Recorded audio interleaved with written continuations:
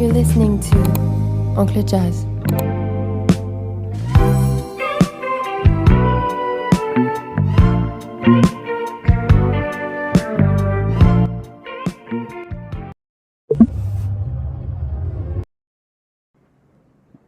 Good day, everyone. Today we have a special guest that will be participating in this interview, entitled Interview with Serena. She is a drag queen at University of San Jose Recoletos and is a member of Balangao, a pioneer LGBTQIA+ organization at Cebu Technological University main campus. To give you some overview, George is a drag queen named Serena. Drag is primarily a form of performance art where individuals, often cisgendered men, dress in exaggerated, stylized clothing and adopt exaggerated gender characteristics for entertainment purposes. For centuries, drag queens have emerged as powerful symbols of self expression, creativity, and empowerment in the world, paying homage to femininity and their artistry. Drag performers may use makeup, costumes, and persona to create a stage character. Hello everyone, this is George Anthony G. Salutillo, aka I Serena in drag. I am 20 years of age. I am currently residing at Lapu-Lapu City and I am studying at University of San Jose Recoletos, taking up Bachelor's in Science, major in Psychology, third year. But I am currently not in school right now. I am taking a gap year to explore my art here in Cebu, and also I am uh, uh, given this pledge to be an interviewee for one of your students as to explain what drag is and what the essence of drag here in Cebu and how it gives an impact to art itself. I also am a uh, Mr. Psychology back in 2023, and I have also um, performed at small functions from UP Cebu to currently I am still a baby queen, but I have also performed at let's say at Executive Resto Bar at Lahog. That was my pre-debut as a baby drag queen, and also um, currently I am preparing to perform at Trademark at Cebu, and that will be my debut there as well. And I have also been a judge at uh, Com versus the World at UP 2024 Drag Supreme, and I I am also a proud Cebu drag queen. So that's it. That's one of my achievements as a baby drag queen. So yeah, thank you so much for this chance. And with that said, let's start. What is your art all about and when did you start indulging in this type of art form? So my art is my type of art is drag, and drag coexists with a lot of mediums of art like fashion, hair, makeup, uh, shoemaking, everything really that's part with fashion, and um, performance art as well, singing, dancing, opera. That all of those exist in drag, and drag itself is the avenue to express it, to dressing up, to a crowd of audience, and with that, um, it's it's been a it's been a journey. Starting drag uh, like 1 year ago, and uh, when I started 1 year ago, it was still growing here in Cebu. You don't really see that often, but you've been uh, watching it. You've been watching drag in media, but not really in your local setting. So that's why it was really hard. But at the same time, me me as an artist, I was still growing by then. So uh, I was starting to perform just by invites through referrals. Na, can you uh, perform here? Even though if it's an X deal or not. X deal means na when you perform, uh, there isn't an honorarium. So you just perform, and for me, I was performing for my drag name to be heard, so that people will know me na. Oh, that's her. So it was an opportunity for me to grab uh, that uh, I Serena could be known for the people here in Cebu, and that so that they could know that this type of artistry exists in the local setting. So yeah, What inspired you to become an artist? what inspired you to become an artist or a drag artist? So I have been really fond with art itself. I believe I can have a testament with that with everyone. We've been feeding uh, art for quite a long time now, and it's really up to you if you wanna be part of it, if you wanna in be if you wanna indulge it, uh, if you wanna learn from it, and um, it it has really been uh, a journey for me as an artist, because what inspired me the most um, was international artists, but also here in the Philippines. So uh, like paintings, movies, songs, But at the same time, as a drag artist, I was inspired by RuPaul.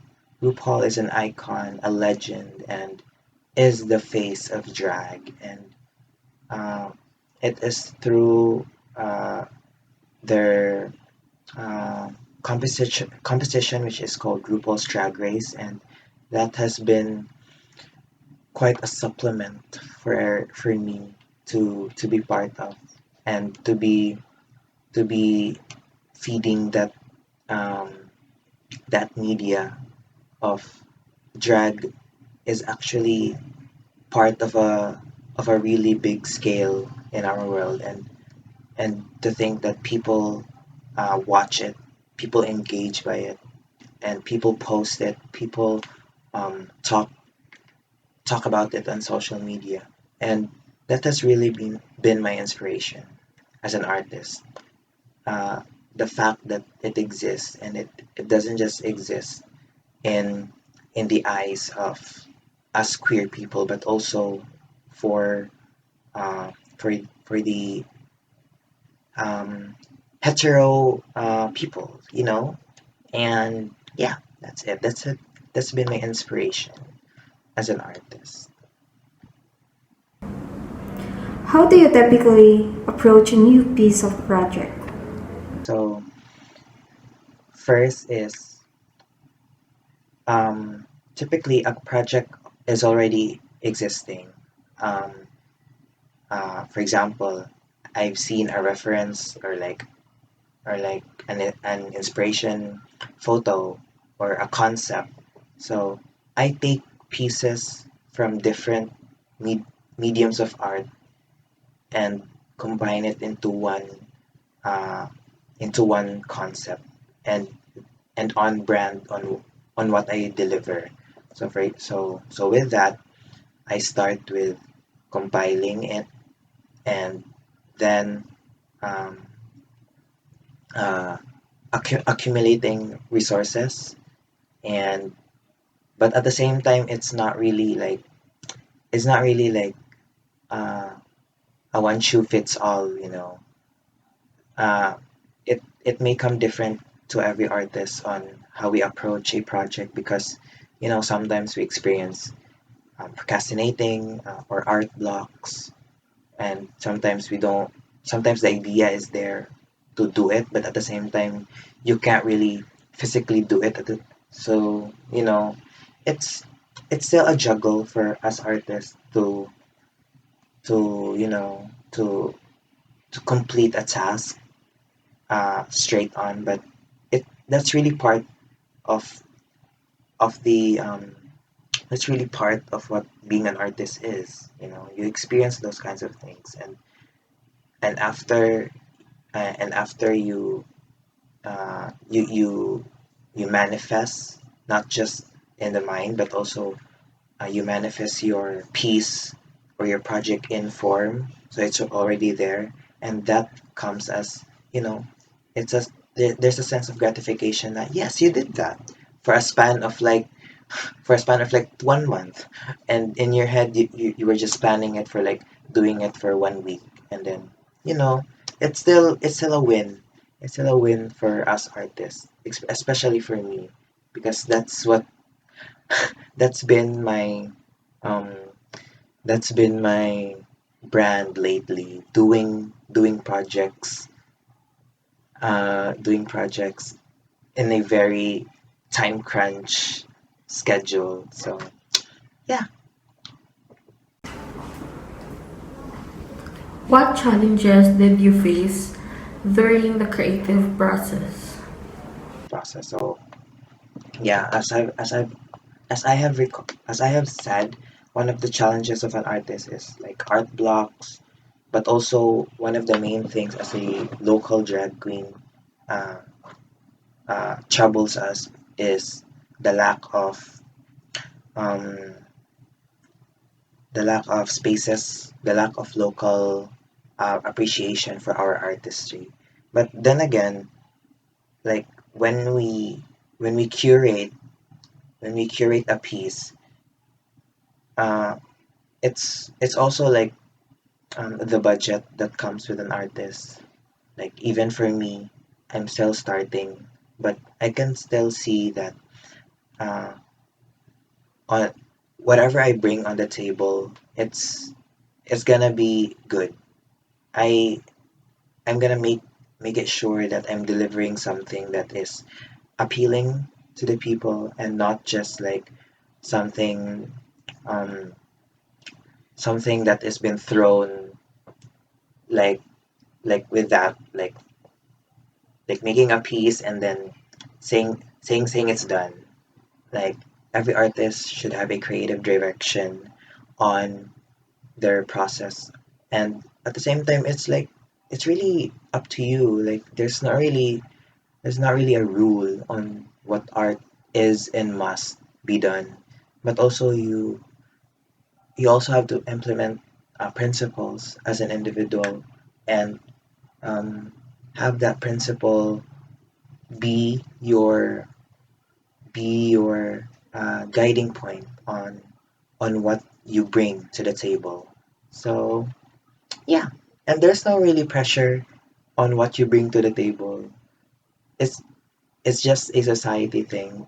Whatever you bring, it's appreciated and it's celebrated if you bring it in the right table, to the right people, to the right audience. Because when you have poured everything, blood, sweat, and tears to your art, and then no one in that event or no one in that function is appreciating it the way you want it to, then get out. Find the right people, find the right audience that really have the same culture, have the same direction within your art, uh, but also be patient because it will come.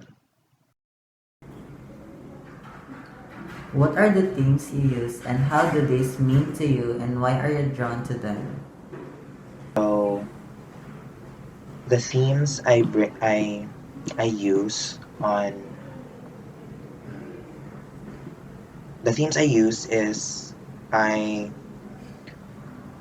I usually go for the siren being being ridiculed and being visioned as a villain in our society, on how it stems from misogyny and how it also affects the trans community as well. And it these are themes that are been talking about, but not really, there's no like direction on how it on there's no direction on how it actually is being being talked about. Like, yeah, like, pass pass the soji bill, we respect this, that, but also, are you some people are just doing it for the wrong reasons. And that's what I want to bring on what on how I perform drag. I want to bring that kind of theme that uh that your soji is is important.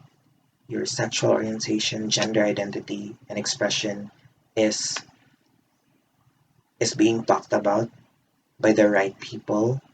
And I hope that you'll that through drag, through what I bring, through performance art, I hope that people will get to see uh, what what a beautiful spectacle it is to be part in this community. And it's and it's through this, it's through drag that I'm drawn into to talking about this stuff. It's because it's for our culture, it's for our society, but at the same time, people are not like paying attention by it and just being entertained by the by us queer folks. And it's really being underlooked, us queer, and we're just stigmatized to being the comedic relief. But at the same time, we bring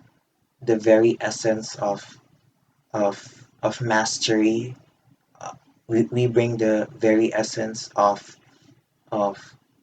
we know what we are doing, and we are not going anywhere, because we will we're still existing, and they can't they can't remove us, baby.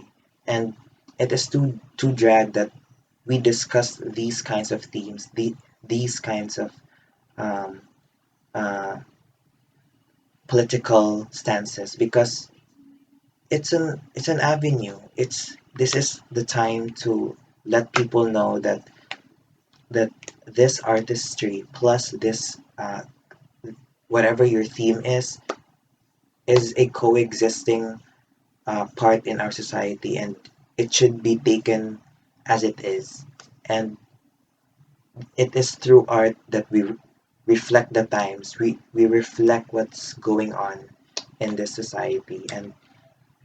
And sometimes there are also like people talking about it, like they have reactions, but at the same time, baby, it's art. Art is consumed, and it is also being criticized. So that's part of it, you know. A follow-up question. What are the emotions or messages you aim to convey through your art? Sometimes uh, it really depends on what uh, I'm going through. What I'm going through. So what I'm going through, like right now, maybe I want to perform something from Eternal Sunshine. You know, a little Ari number. Why not? But also, I want to bring this kind of emotion, that uh, an emotion of proudness, being proudful of who you are. I want to bring that kind of energy to the stage, and it is through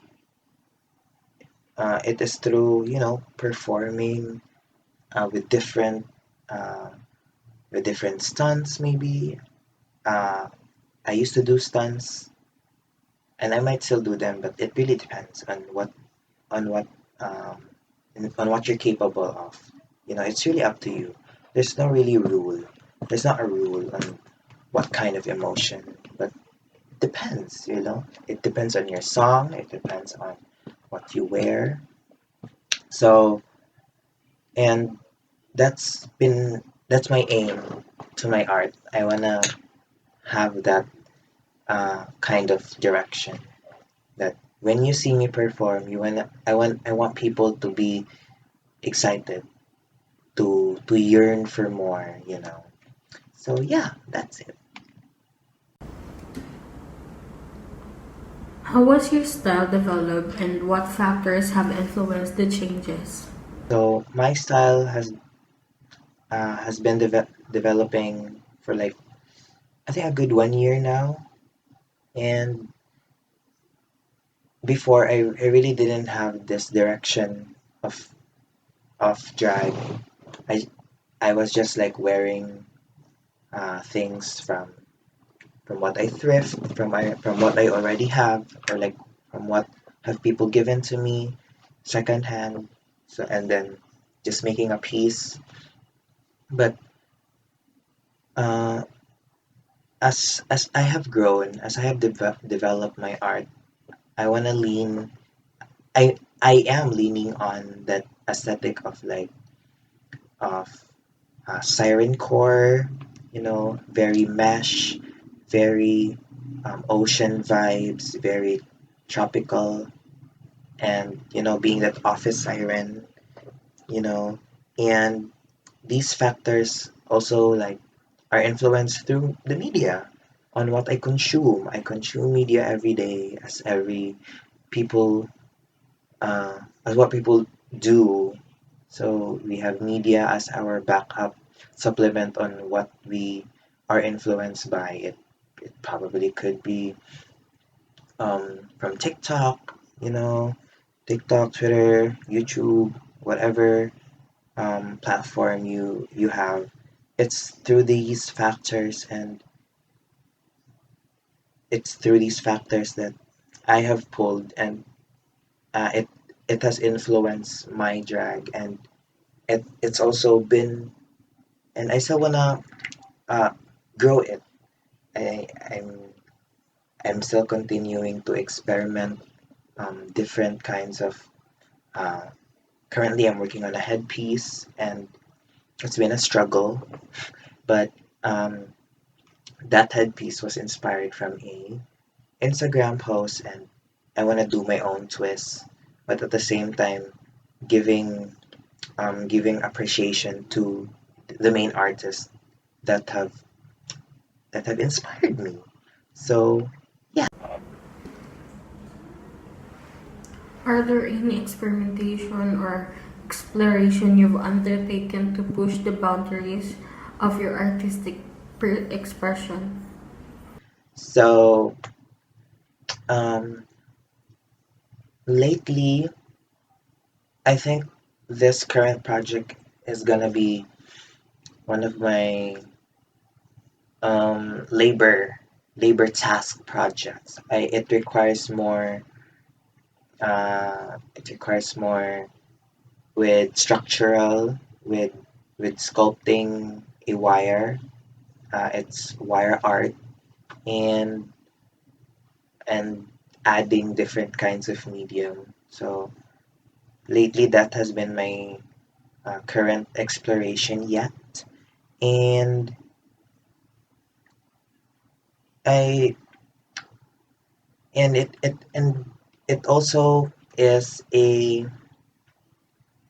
it's also been a hassle because you really wanna, as much as you wanna be your authentic self, there's really no wrong on being inspired by a lot of material, because it's there, it's for consumption, and it's just really up to you on adding that specific kind of touch that makes it you, that makes it your own art style, your art form, your artistic expression. So yeah, that's it. That was really touching, Sirena. And for my next question, I would like to ask if are there any artists, movements, or cultures that may have inspired you, and how do their influences manifest in your creative journey?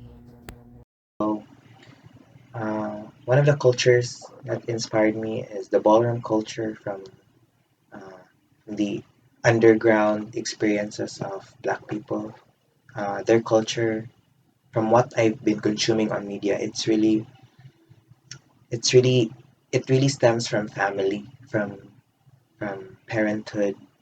It's being maternal, being that maternal figure to people, and like you being seen as, like people say like, oh, mother, she's giving mother right now, ana. So, ingana lang. So that that kind of culture um, is what actually been supplementing me since like pandemic, since I consume.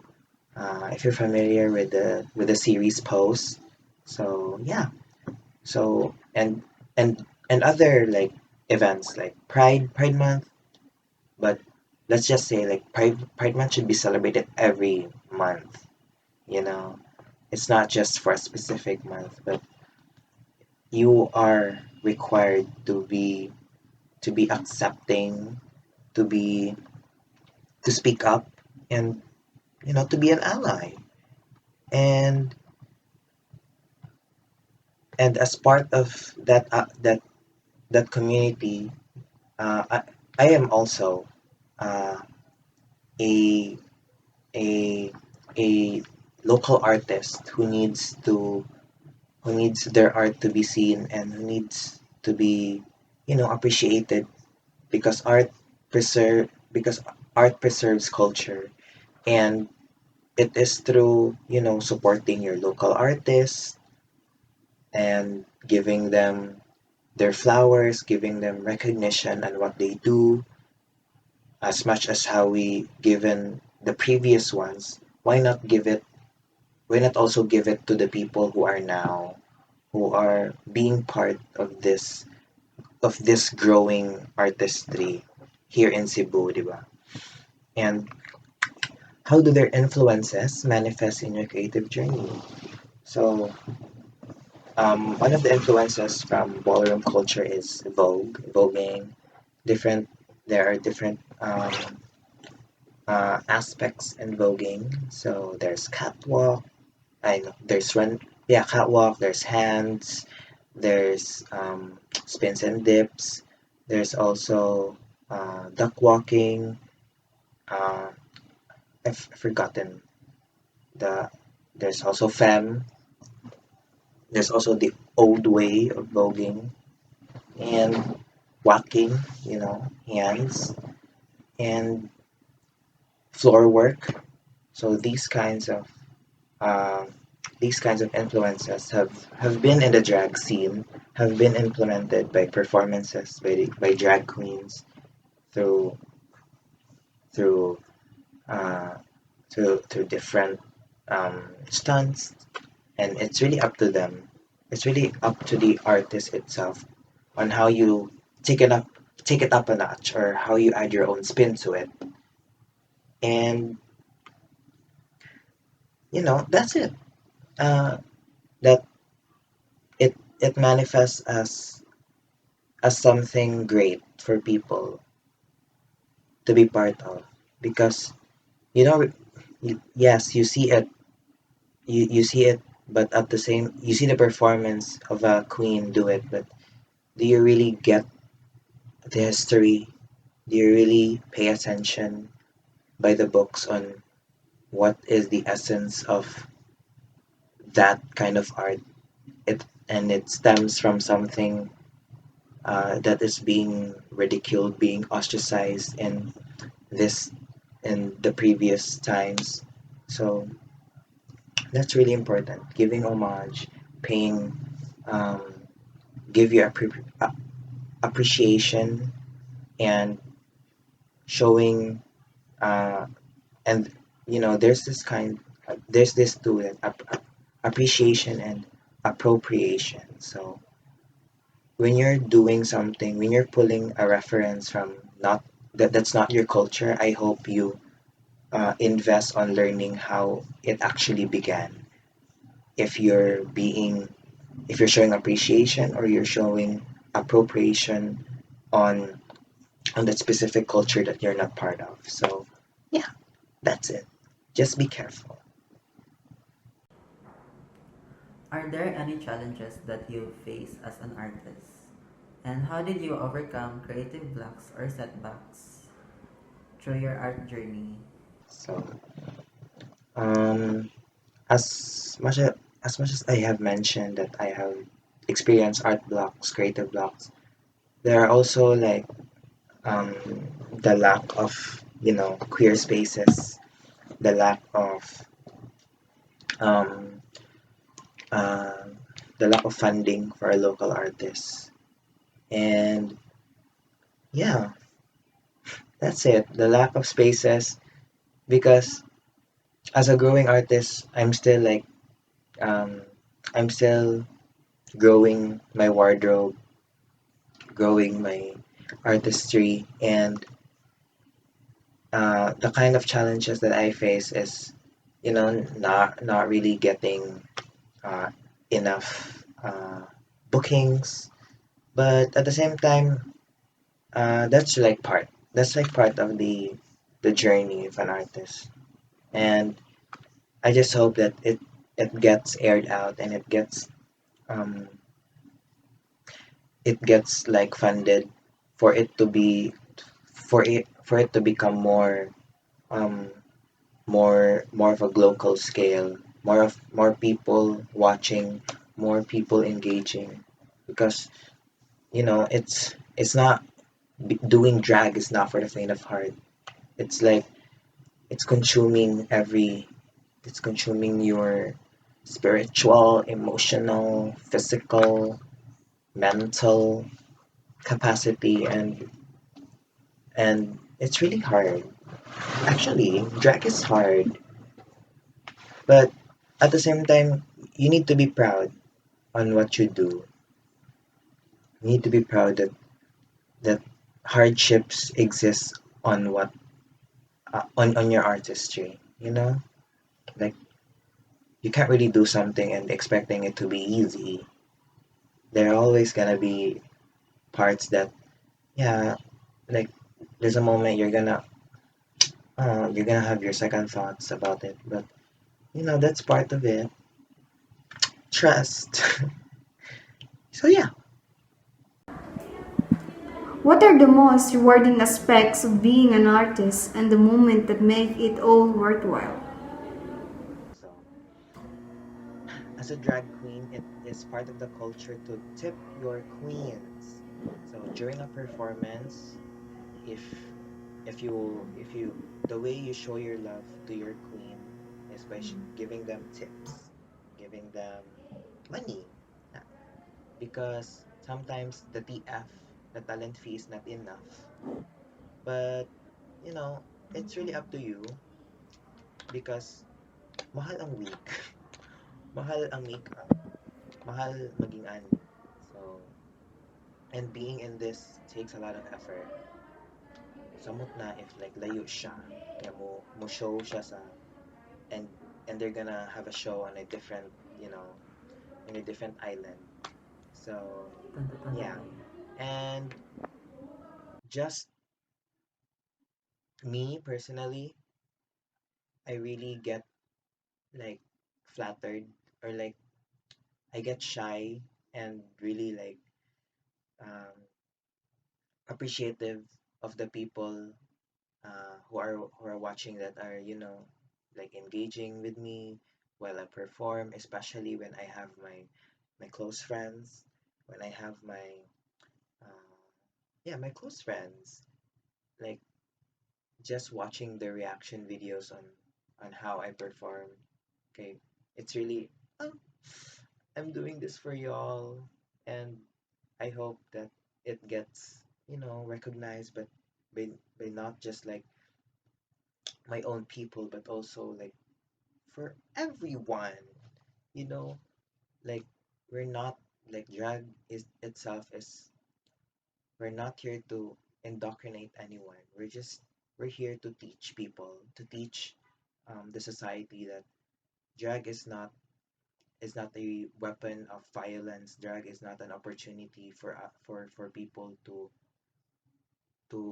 attack um, uh, young people. Drag itself is showing the beauty, the beauty of being human. Yeah. And how it and how and if get reds and if it get reds wait and if it reds like by a negative way, and if it if it interprets by a negative way, then so be it. If you don't want to consume drag, okay, work. Yes, thank you.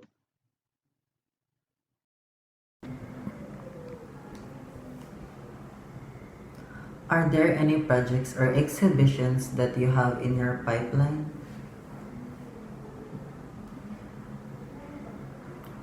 Do you have any long-term goals and aspirations that you have as an artist? What are they?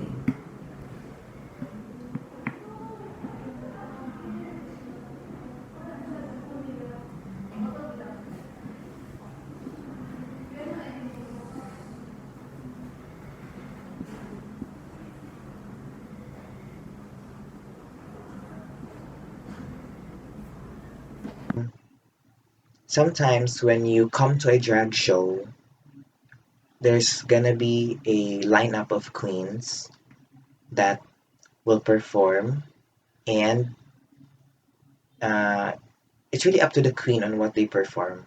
There are different kinds of queens. There are alternative queens, showing a bit more gory, showing trigger warning, showing blood, if you're into that. Um, and there are also like glamour queens, performance queens.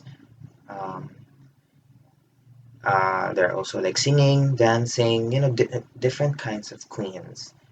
And with that, when a lineup exists, there's also like themes. For example, when you come to my show, plugging, when you come to my show at May 26th, um, its theme is Kylie Minogue. So to be expecting, we're gonna expect a Kylie Minogue number with each queens. But at the same time, we're not really some. Even I personally, I'm not gonna perform two Kylie Minogue songs. I that's just the highlight. And since that show is in a club, so yeah, expecting there are people gonna be drinking, enjoying, and just having the time of their life. So yeah, that's what you'll expect. But there are also different kinds of functions that cater to different kinds of people with their own artistic expression. Um, if you're not if you're not into like um, if you're not into the clubbing scene and having queens perform, there's also like uh, a type of performance that's in a house, but at the same time, like queens are performing there and everyone is welcome. So that's the important part. Everyone is welcome in uh, that setting, because in clubs you can't really go if you're underage, but if in that, then you can. So yes, everyone is welcome. And um and an addition to that question is, are there any long-term goals and aspirations you have as an artist? So one of my long-term goals is to join Drag Race. Jima, is to be I don't know, to be perceived first by the local people. I want people to know not just me, but my sisters as well, my drag family, my drag mom. Um, I want people to know that CDQ, Cebu Drag Queens exist, and as a community, we just want to be heard. We just want to be, we just want people to see us, period, and no fuss about it. Because I don't know, sometimes it gets stigmatized that queer people just bring entertainment to their lives, and baby, no, no. Every performance we bring is an is a slice of our life. So you know, it's just up to the people who consume art to know what actually has its themes, you know, and aspirations. You know, after the win of not the win, but but still, Marina won the hearts of many people. So after that event, after uh, uh, that franchise ended, it really got me thinking that wow, drag here in Cebu is very beautiful. Like it's really growing, and there's something to it. I know that drag also exists in the northern parts, also the southern, in but I hope people who consume the artistry of drag in media, I hope you also give it back to the local queens. You know, because we're here. The local queens are bringing what what the queens bring in the international stage, in the um in the RuPaul, uh in the Philippine franchise of RuPaul's Drag Race, in Drag Den, diba? So yeah, I just hope people that's my aspirations. I'm really positive to think that as we progress, as the year progresses, I think people are gonna be more in tune with the local drag. And yeah, I guess that's about it. I just hope you've got the message right. And if it's not for you, then it's not for you. So thank you so much for this interview. Thank you so much for this chance of a baby drag queen to express what they have been thinking, what they have been what have they went through as an artist, and giving appreciation to different kinds of artistry that are present here in our country, specifically here in Cebu. So yeah, that's it. Thank you so much for this interview. George, or should I say the fabulous I Serena, thank you so much for taking the time to be with us today. It's been an absolute pleasure having you on our interview. Your openness and willingness to share your experiences have been truly inspiring. We, and I'm sure our audience as well, have learned so much from your journey. You've shed light on what drag is all about: self growth, societal issues, LGBT rights, gender positivity, and your passion for drag. But beyond the knowledge you've shared is the genuine warmth and strength that shine through you that resonate most, and that's something we'll all carry with us. George, or I, Serena, thank you again for gracing us with your presence. We are incredibly grateful for your participation in our interview, and we wish you all the very best in your continued endeavors. We know you'll continue to achieve amazing things.